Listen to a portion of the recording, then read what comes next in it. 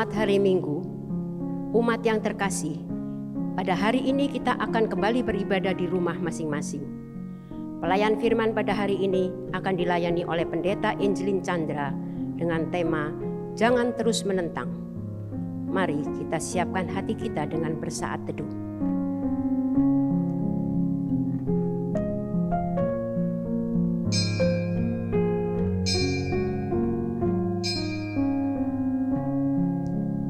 Umat diundang berdiri. Tuhan itu pengasih dan penyayang, panjang sabar dan besar kasih setianya. Tuhan itu baik kepada semua orang dan penuh rahmat terhadap segala yang dijadikannya. Segala yang kau jadikan itu akan bersyukur kepadamu, ya Tuhan, dan orang-orang yang kau kasihi akan memuji Engkau.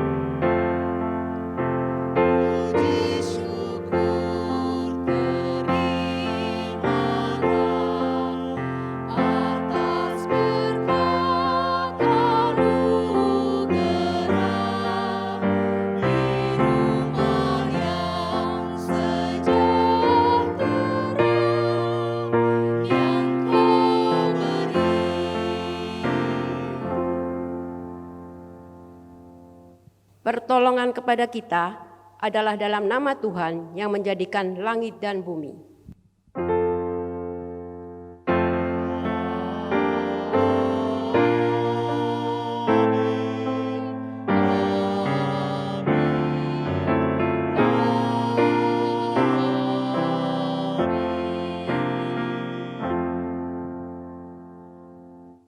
Kasih karunia dan damai sejahtera dari Allah Bapa kita dan dari Tuhan Yesus Kristus menyertaimu sekalian.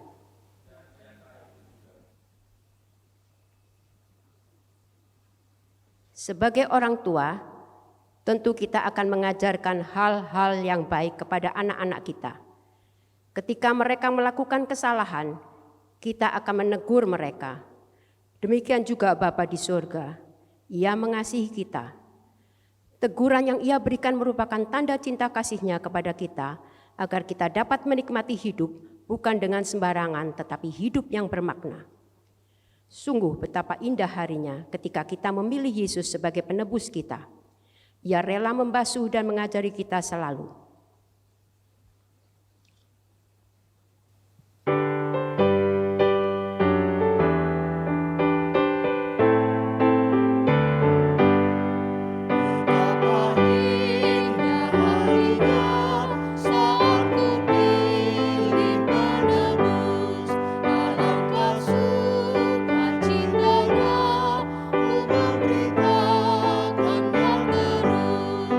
Indahlah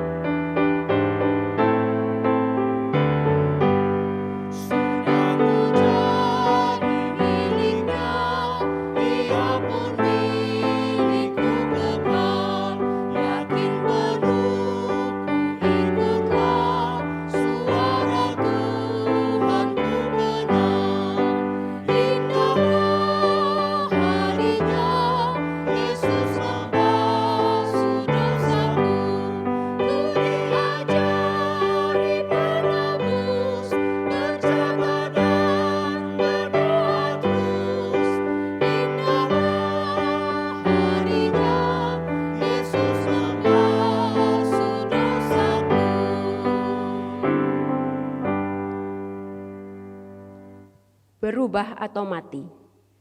Perkataan ini hendak menunjukkan bahwa perubahan itu perlu dan penting. Persoalannya, tidak mudah untuk melakukan sebuah perubahan.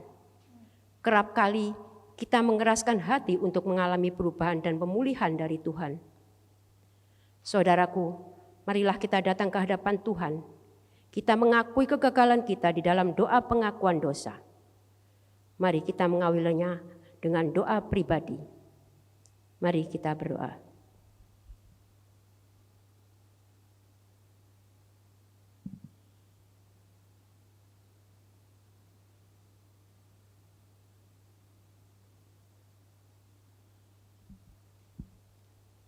Ya Tuhan, dengarkanlah doa kami. Ampunilah dan baharuilah kami. Di dalam nama Tuhan Yesus kami memohon. Amin.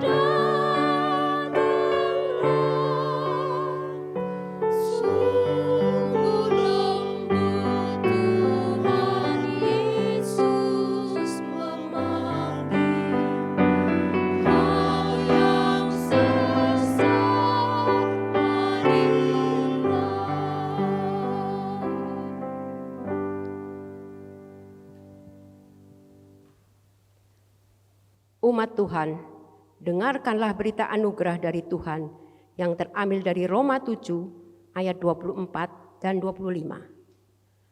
Aku manusia celaka. Siapakah yang akan melepaskan aku dari tubuh maut ini? Syukur kepada Allah oleh Yesus Kristus Tuhan kita. Demikianlah berita anugerah dari Tuhan. Syukur pada Allah. Damai Tuhan besertamu. Damai Tuhan besertamu juga. Umat Tuhan, berubah menjadi lebih baik bukan hal yang mudah. Marilah kita meminta kekuatan dari Tuhan yang akan memimpin langkah kehidupan kita melalui firman-Nya. Kita siapkan hati kita untuk mendengarkan sabdanya dengan menaikkan pujian, tenanglah kini hatiku.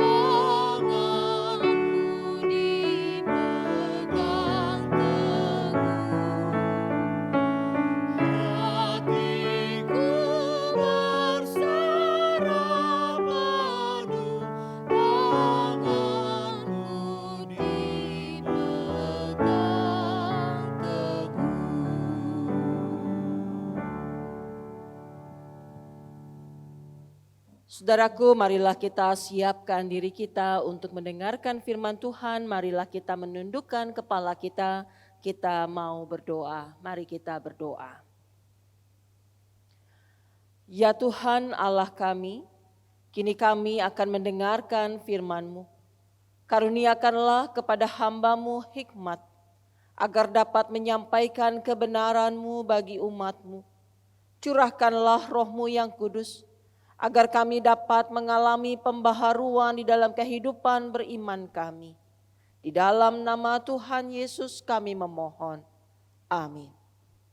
Saudara, pembacaan Alkitab pada saat ini terambil dari Injil Matius pasalnya yang ke-11, ayatnya yang ke-16 sampai dengan ayat 19, kemudian dilanjutkan dengan ayat 25 sampai dengan ayatnya yang ke-30. Injil Matius pasal 11, ayatnya yang ke-16 sampai dengan 19, lanjut dengan ayat 25 sampai dengan 30, dengarkanlah Injil Tuhan Yesus Kristus. Dengan apakah akan kuumpamakan angkatan ini? Mereka ini seumpama anak-anak yang duduk di pasar dan berseru kepada teman-temannya. Kami meniup seruling bagimu tetapi kamu tidak menari. Kami menyanyikan kidung duka tetapi kamu tidak berkabung. Karena Yohanes datang, ia tidak makan dan tidak minum, dan mereka berkata, ia kerasukan setan.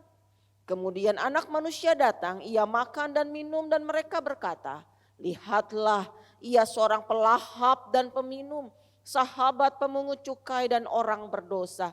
Tetapi hikmat Allah dibenarkan oleh perbuatannya. Pada waktu itu berkatalah Yesus, aku bersyukur kepadamu Bapa, Tuhan langit dan bumi, karena semuanya itu engkau sembunyikan bagi orang bijak dan orang pandai, tetapi engkau nyatakan kepada orang kecil. Ya Bapa, itulah yang berkenan kepadamu. Semua telah diserahkan kepadaku oleh Bapakku, dan tidak seorang pun mengenal anak selain Bapa, dan tidak seorang pun mengenal Bapa selain anak. Dan orang yang kepadanya anak itu berkenan menyatakannya. Marilah kepadaku semua yang letih lesu dan berbeban berat, aku akan memberi kelegaan kepadamu. Pikulah kuk yang kupasang dan belajarlah padaku, karena aku lemah lembut dan rendah hati, dan jiwamu akan mendapat ketenangan. Sebab kuk yang kupasang itu enak dan bebanku pun ringan. Sampai sedemikian pembacaan firman Tuhan. Yang berbahagia ialah setiap kita yang boleh mendengarkan firman Allah dan yang memeliharanya. Haleluya.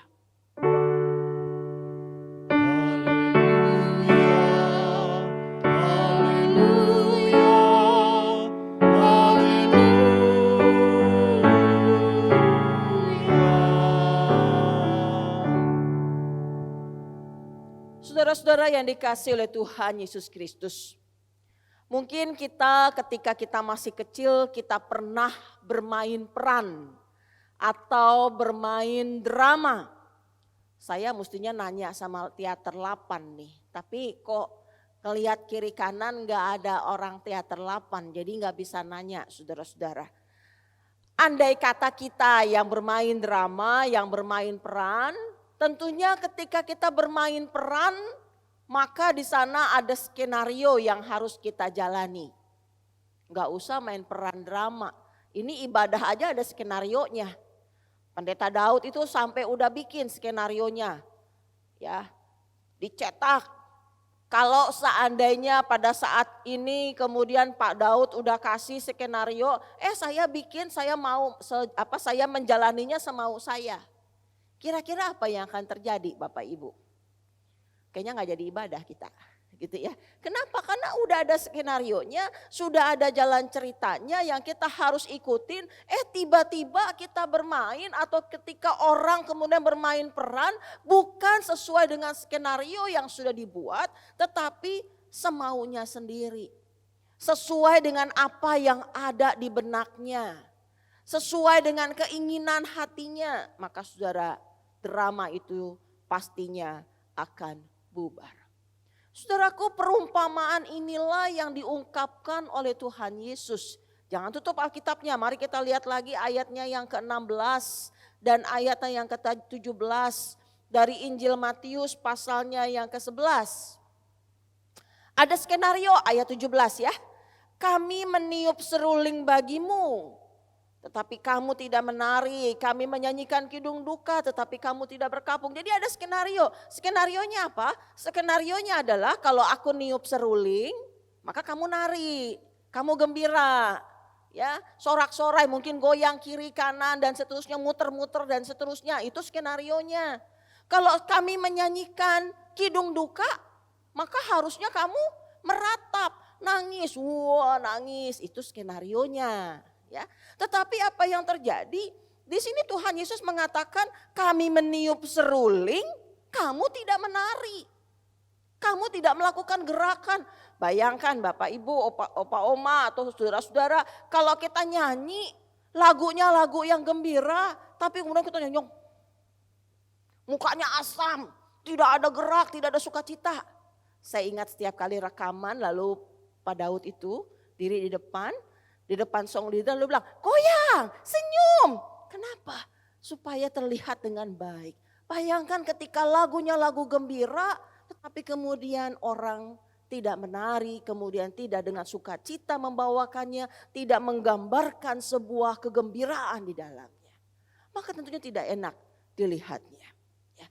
Nah, inilah ketika orang melakukan sesuatu tetapi tidak sesuai dengan skenario yang sudah dibuat. Ya, skenario yang sudah dibuat. Lalu pertanyaan kemudian mulai muncul adalah kenapa kok Yesus mengatakan demikian? Menggambarkan anak-anak yang duduk di pasar dan kemudian bermain peran ini. Peran ini kelihatannya mereka memainkan peran pernikahan, upacara pernikahan dan upacara kematian. Makanya ada tiupan seruling dan juga ada nyanyian duka, kidung duka. Maka ayat 16, di dalam ayat 16 dikatakan di sana oleh Tuhan Yesus, dengan apakah akan kuumpamakan angkatan ini. Ada kata di sana adalah angkatan ini. Perumpamaan ini ditujukan kepada angkatan ini. Ya, kepada angkatan. Siapa angkatan ini? Maka angkatan ini adalah penggambaran yang Tuhan berikan terhadap orang-orang Yahudi pada saat itu. Mungkin termasuk di sana ahli-ahli Taurat dan orang-orang Farisi. Bangsa Yahudi, mereka digambarkan seperti anak-anak yang bermain di pasar. Tetapi tidak di luar skenario yang sudah dibuat. Lalu saya mulai berpikir saudara-saudara, kenapa ya kok anak-anak ini tidak mau melakukan peran seperti yang ada di skenario yang sudah dibuat? Kenapa mereka tidak menjalaninya dengan baik? Maka pertama yang terpikirkan oleh saya adalah kemungkinan besar karena ini hanya sebuah game, sebuah permainan. Cuman main-main, cuman main peran, maka udahlah aku gak usah ikutin juga gak apa-apa. Karena hanya bermain, hanya bercanda. Ya, gak usah ngikutin dengan serius-serius amat. Yang kedua, bisa jadi si anak-anak ini tidak memahami apa arti dari upacara pernikahan dan upacara pemakaman atau penghiburan tersebut. Ya, tidak memahami apa yang dimaksud di dalam upacara-upacara itu. Kenapa orang bernyanyi dengan sukacita di dalam pernikahan dan kenapa meratap di dalam kidung kedukaan. Mereka tidak paham, mereka tidak mengerti, maka akhirnya mereka menentang untuk menjalani sesuai skenario yang sudah dibuat. Nah, saudara yang dikasih Tuhan, inilah kembali sebuah penggambaran yang Tuhan Yesus berikan kepada angkatan bangsa itu. Mereka menentang, mereka menolak. Nah, itu terlihat dalam ayat 18 dan ayat 19 kita lihat. Karena Yohanes datang, ia tidak makan dan tidak minum dan mereka berkata ia kerasukan setan. Kemudian ayat 19. Kemudian anak manusia datang, ia makan dan minum dan mereka berkata lihatlah ia seorang pelahap dan peminum, sahabat pemungut cukai dan orang berdosa. Tetapi hikmat Allah dibenarkan oleh perbuatannya. Mereka menolak Yohanes, mereka juga menolak Yesus. Bayangkan, enggak makan, enggak minum dibilang kerasukan setan, makan dan minum pun dianggap pelahap. Serba salah. Karena pada intinya adalah mereka menolak. Pada intinya adalah mereka tidak mau menerima Yohanes, tidak mau menerima Yesus. Apakah memang mereka tidak menerima sosok orangnya, dirinya dari Yohanes ataukah dan Yesus? Kalau diperhatikan lebih jauh lagi, kenapa sampai mereka menolak, mereka menentang Yohanes dan Yesus? Apa yang disampaikan sehingga mereka membuat penolakan sedemikian rupa? Maka kalau saudara-saudara membaca kitab-kitab Injil, kita melihat dari pasal-pasal sebelumnya, maka kita akan melihat bagaimana Yohanes dan Yesus, keduanya ini memberitakan satu hal yang sama. Apa itu? Pembaharuan di dalam kehidupan bangsa Yahudi. Yohanes dengan lantang dia berbicara, bertobatlah, kerajaan Allah sudah dekat. Bertobatlah, memberikanlah dirimu dibaptis. Kenapa? Karena kerajaan Allah sudah dekat. Tuhan Yesus pun melakukan hal yang sama. Memang tidak secara spesifik Tuhan Yesus mengatakan berikanlah dirimu untuk dibaptis. Tetapi pengajaran-pengajaran yang Tuhan Yesus berikan adalah bagaimana kamu juga harus bertobat. Bagaimana hidupmu harus dibaharui. Bagaimana kamu memberikan dirimu menjadi satu hal yang lebih baik. Saudara, hal yang baik kenapa ditolak? Karena ini adalah di luar kebiasaan yang dianut oleh bangsa Yahudi. Karena di dalam pengajaran yang diberikan oleh Tuhan Yesus, di sana ada sebuah tuntutan yang sangat besar, tuntutan untuk berubah. Tuntutan untuk keluar dari kebiasaan yang ada. Maka kembali pertanyaannya, kalau tadi anak kecil, kenapa mereka tidak mau menari? Kenapa mereka tidak mau meratap ketika nyanyian duka? Karena mereka merasa ini adalah sebuah permainan atau karena tidak mengerti. Lalu bagaimana dengan Yohanes dan Yesus? Kenapa bangsa Yahudi menentang? Kenapa bangsa Yahudi menolak pengajaran yang diberikan oleh Yohanes atau Tuhan Yesus? Saudara, ada beberapa penyebab lagi. Yang pertama, sama seperti anak-anak di pasar yang bermain dan tidak mengerti makna upacara pernikahan ataukah upacara pemakaman. Maka saudara, banyak orang yang tidak memahami atau mengalami kesulitan untuk mengerti pengajaran yang diberikan oleh Yohanes dan Yesus. Aneh buat mereka ketika diharuskan untuk bertobat. Aneh buat mereka ketika diminta untuk berbalik hidup dan menjadi lebih baik lagi ke depan. Tidak biasa. Susah untuk memahami, susah untuk mengerti. Saudaraku, hal yang sama seringkali terjadi dalam kehidupan kita. Ada pengkhotbah-pengkhotbah yang berbicara dengan bahasa yang sangat tinggi. Berapa kali saya menemukan orang misalnya mengatakan, aku gak ngerti ini orang khotbah apa, kenapa? Karena ngomongin jelimet, bahasa Jerman tuh jelimet gitu ya. Jelimet tuh apa ya? Susah lah pokoknya untuk dimengerti. Atau ini pengkhotbah bicaranya muter-muter atau pakai bahasa asing. Saya gak ngerti. Saya mendengarkan ada orang misalnya berkhotbah pakai bahasa Jerman. Saya tahu dia bicara bahasa yang baik. Saya tahu dia mengajarkan hal yang baik. Tapi pakai bahasa Jerman. Saya nggak ngerti sama sekali apa yang diungkapkan. Maka apa yang terjadi? Ya saya nggak akan terima. Saya menolak, saya menentang atas apa yang disampaikan. Karena saya tidak paham, saya tidak mengerti sama sekali apa yang disampaikan. Tetapi ada yang kedua. Yang kedua adalah pengajaran yang diberikan itu mengganggu. Mengganggu kenyamanan, mengancam kenyamanan yang sudah ada. Saya sudah biasa seperti ini. Inilah saya. Orang Farisi dan ahli-ahli Taurat memiliki ketakutan sendiri. Kenapa? Ketika mereka membiarkan Yohanes dan Yesus berbicara, ketika mereka membiarkan Yohanes dan Yesus menyampaikan pengajarannya, ini akan membuat mereka terancam kedudukannya. Mereka akan kehilangan sesuatu yang berharga, yaitu pengaruh. Mereka akan kehilangan akan kedudukan mereka akan kehilangan bagaimana mereka boleh merangkul orang banyak dan mereka boleh menghormati saya. Maka saudara, orang Farisi terancam. Kita bagaimana? Saudaraku, terkadang kita seperti orang Farisi. Kita merasa terancam, kita terganggu apanya? Keamanan dan kenyamanan diri. Coba sederhana, khotbah yang seperti apa yang kita suka? Maka banyak yang akan mengatakan yang disukai adalah khotbah yang lucu. Yang disukai adalah khotbah-khotbah atau firman-firman yang membuat kita tertawa dan kemudian kita merasa segar, aku gak ngantuk lagi. Yang aku sukai adalah khotbah-khotbah yang membuat telinga kita menjadi enak, nyaman untuk didengar.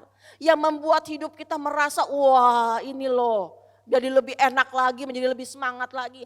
Atau khotbah-khotbah juga yang menguatkan, khotbah-khotbah yang boleh membuat kita merasa aku ditopang, aku lagi susah nih, ada Tuhan yang boleh menopang, yang menguatkan.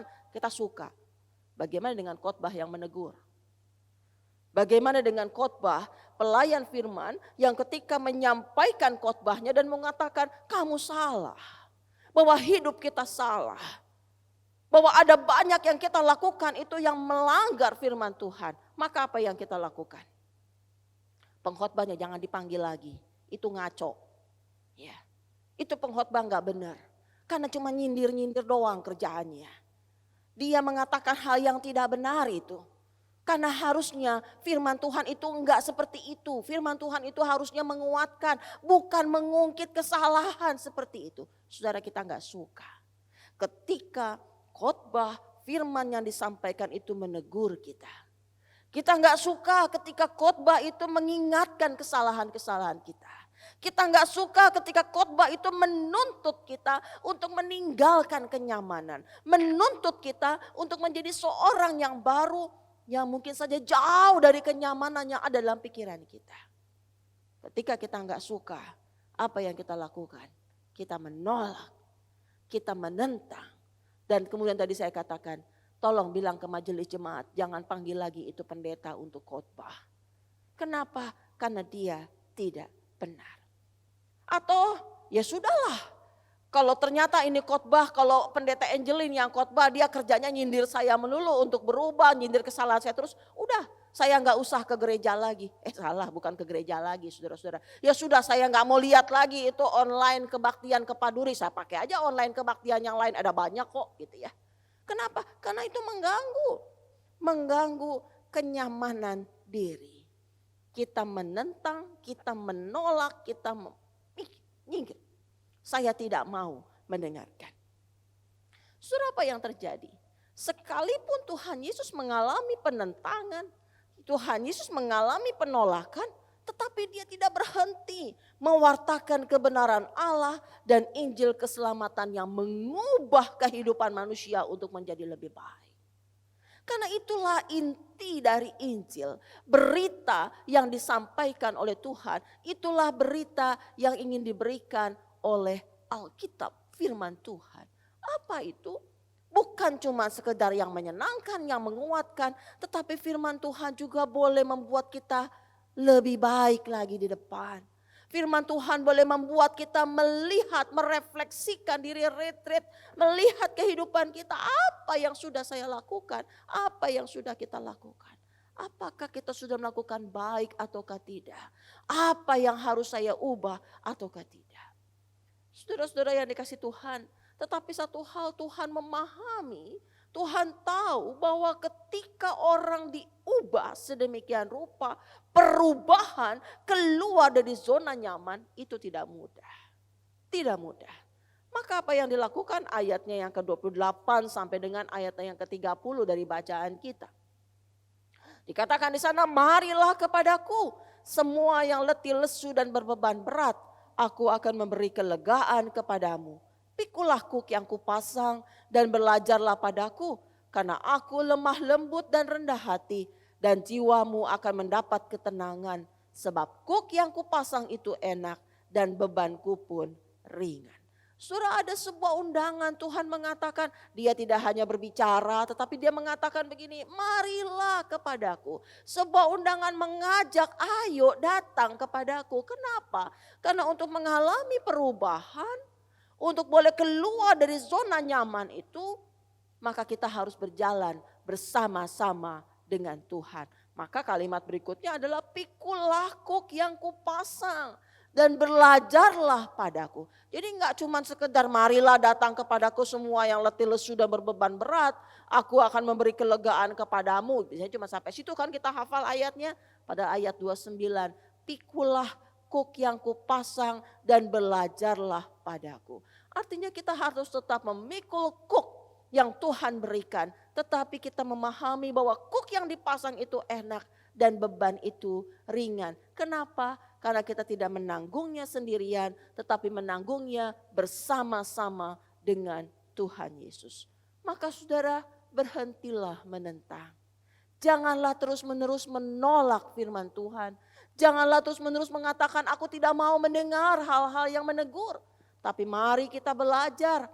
Belajar untuk bertumbuh dan terus bertumbuh menjadi semakin hari semakin baik. Bukan dengan kekuatan diri, tetapi kita boleh bertumbuh bersama-sama dengan Tuhan. Pikulah kuk yang kupasang dan bebanmu pun akan ringan. Kiranya Tuhan menolong kita, berhentilah menolak, berhentilah menentang, tapi kita boleh jalani bersama-sama dengan Tuhan karena Ia mengajarkan hal yang baik buat kita. Saat hening bagi kita semua.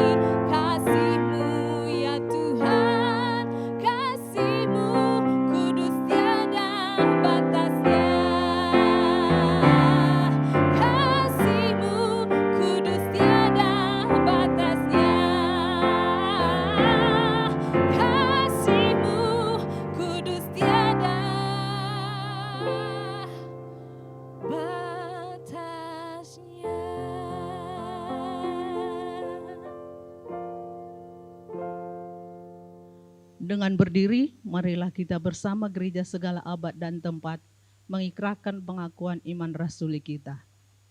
Aku percaya kepada Allah, Bapa yang Maha Kuasa, Khalik langit dan bumi, dan kepada Yesus Kristus, anaknya yang tunggal Tuhan kita, yang dikandung dari Roh Kudus, lahir dari anak darah Maria, yang menderita sengsara, di bawah pemerintahan Pontius Pilatus, disalibkan, mati dan dikuburkan, turun ke dalam kerajaan maut.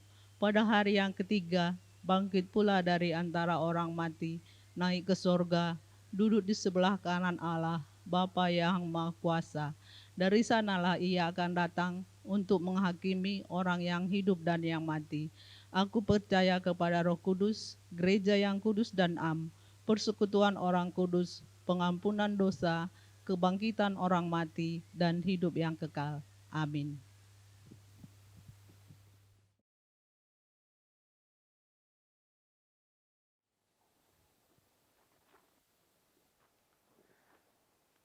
Mari saudara-saudara kita mau tundukkan kepala kita akan naikkan doa syafaat kita berdoa. Tidak mudah bagi kami Bapa untuk boleh keluar dari zona nyaman kami. Terkadang ketika kenyamanan kami terganggu, kami akan menolak, kami menentang-Mu. Biarpun itu adalah firman Tuhan yang menegur kami. Biarpun Kau sendiri yang menegur kami. Maka Tuhan mampukanlah kami untuk berhenti menentang. Tetapi kami boleh memberikan diri kami dikuasai oleh Roh Kudus. Sehingga Engkau boleh membentuk hidup kami, membentuk diri kami menjadi umat Tuhan yang baik. Dan kami boleh menjadi semakin hari semakin baik. Ya Bapa, pada saat ini kami bersatu hati. Kami teringat akan jemaat kami, rekan-rekan kami, saudara kami yang saat ini sedang terbaring sakit. Kami teringat akan Ibu Sinta Sutardi, Ibu Mariati Chandra, Bapak Johan Hartono, Saudari Areta, Bapak Yahya Wangsa Saputra, Ibu Teli Kurniawan, Bapak Jevon Stege, Ibu Anita, Bapak Cendana Wiraya, Ibu Oni Nugraha, Oma Linda Tandayu, Bapak Heri Setiawan, Bapak Karel Katu Siktimu, Ibu Isnarti Hananto, Ibu Elisa Chandra, Saudari Joyce, dan Ibu Agustina. Tuhan, Engkau yang lebih tahu apa yang saat ini sedang mereka alami. Engkau tahu Bapa bahwa mereka mengalami kelemahan tubuh, mereka mengalami sakit. Maka Tuhan, kami yakin Engkau juga yang akan terus menyertai mereka, menolong mereka mengatasi kelemahan tubuh ini, memberikan kekuatan dan iman yang teguh di dalam Tuhan. Sehingga kelemahan tubuh tidak menghalangi mereka untuk tetap mengucap syukur kepada Bapa dan bersandar hanya kepada Tuhan. Bapak, kami juga teringat akan begitu banyak orang-orang yang harus mengalami kesulitan, khususnya di masa pandemi ini. Tuhan, biarlah Engkau yang boleh menyertai ketika banyak sekali usaha-usaha yang mengalami kemunduran, yang harus mengalami mungkin tutup karena pandemi yang terjadi. Tuhan, biarlah Engkau yang boleh menyertai setiap kami, anak-anak-Mu Tuhan, yang mengalami kesulitan di masa pandemi ini, baik dalam pekerjaan maupun dalam usaha.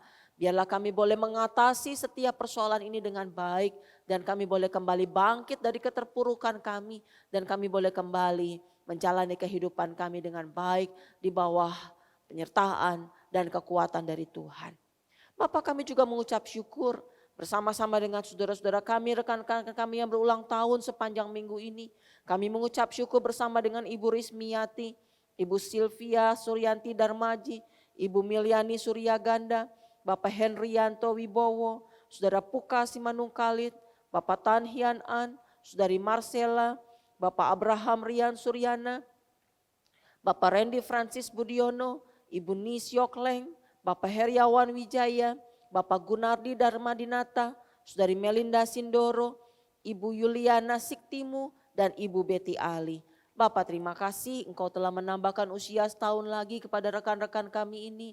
Maka biarlah Engkau yang boleh terus menyertai mereka di masa-masa yang akan datang. Biarlah dengan bertambah usia, maka setiap saudara-saudara kami boleh semakin dewasa di dalam iman percaya kepada Tuhan. Dan Engkau boleh terus memakai mereka menjadi alat dalam tangan Tuhan. Berikanlah kesehatan yang baik, berikanlah penyertaan di dalam setiap usaha yang dilakukan. Dan biarlah mereka boleh terus menjadi kesaksian yang indah.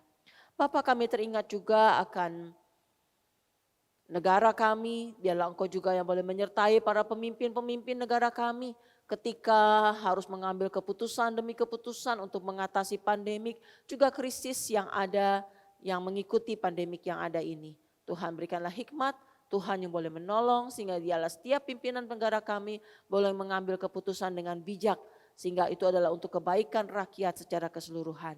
Terima kasih ya Bapa, kami naikkan doa kami yang jauh dari sempurna ini. Hanya dalam nama Tuhan kami Yesus Kristus yang sudah mengajarkan kami berdoa.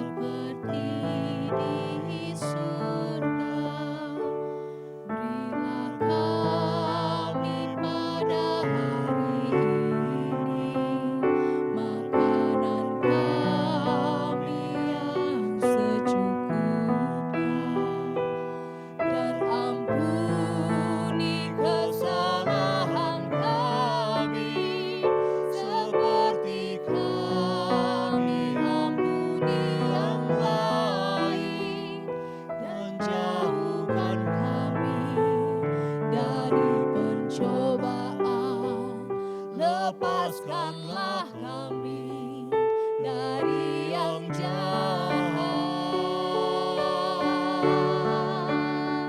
sebab Engkau yang punya kerajaan serta kuasa dan kemuliaan sampai selama-lamanya.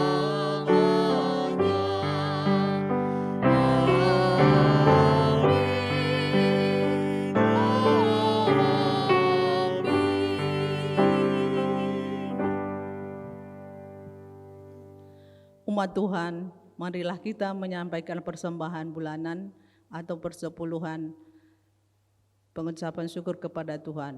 Umat dapat menyampaikannya dengan 3 cara.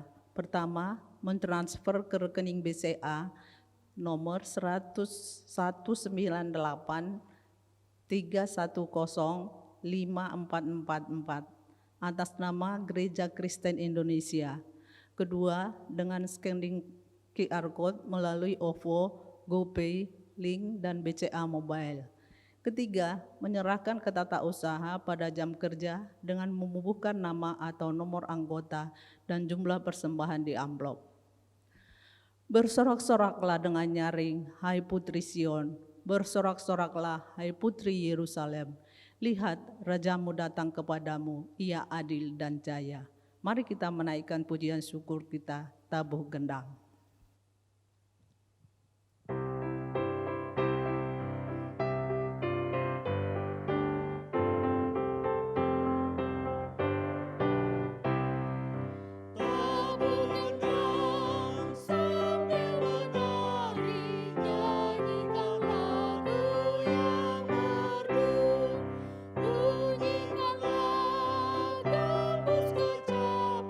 Mari memuji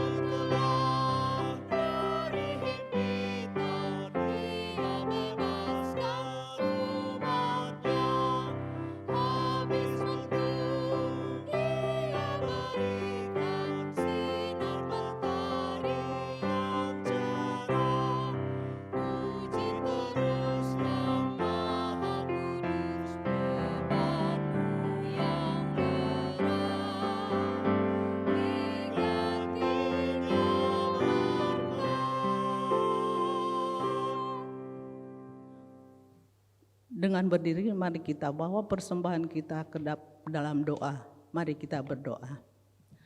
Syukur kami naikkan kepadamu ya Tuhan. Hanya daripadamu lah segala berkat kami peroleh. Berkat yang seringkali tak terduga dan tak terkira. Oleh sebab itu, saat ini ya Tuhan, kami mengumpulkan beberapa dari berkat yang telah Engkau berikan kepada kami. Layakkan persembahan kami ya Tuhan, dan berkatilah setiap tangan yang mengelolanya, supaya pada akhirnya nanti apa yang telah kami kumpulkan ini bisa bermanfaat bagi sekitar kami. Hanya di dalam nama Tuhan Yesus kami bersyukur. Amin.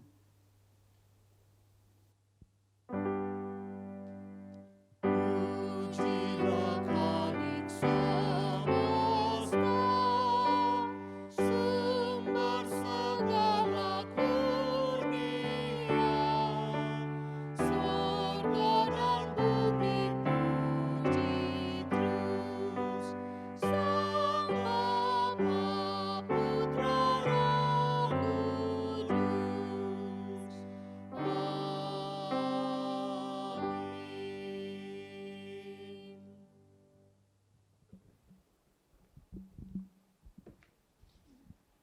Saudaraku, melalui tema jangan terus menentang, biarlah kita boleh belajar untuk rendah hati, ramah dan lembut di dalam proses perubahan dan pemulihan yang Tuhan izinkan terjadi di dalam kehidupan kita. Tidak mudah, namun jangan menyerah. Tuhan beserta kita di dalam perjuangan kita.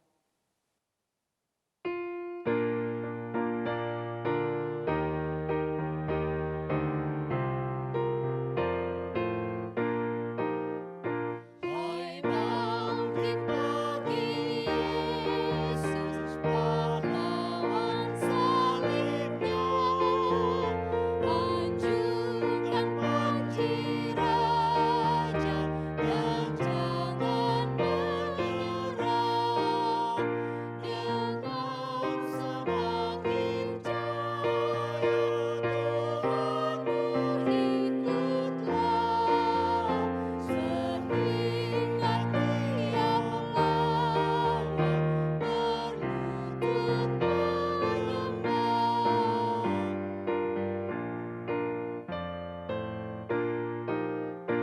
Hai bangkit bagi Yesus, mohonkan kuasa-Nya, tenagamu sendiri tentulah cukuplah, kenakan perlengkapan senjata Roh Kudus, berjaga dan berdoa supaya siap terus. Saudaraku, kembalilah dalam keseharianmu dan terimalah berkat Tuhan.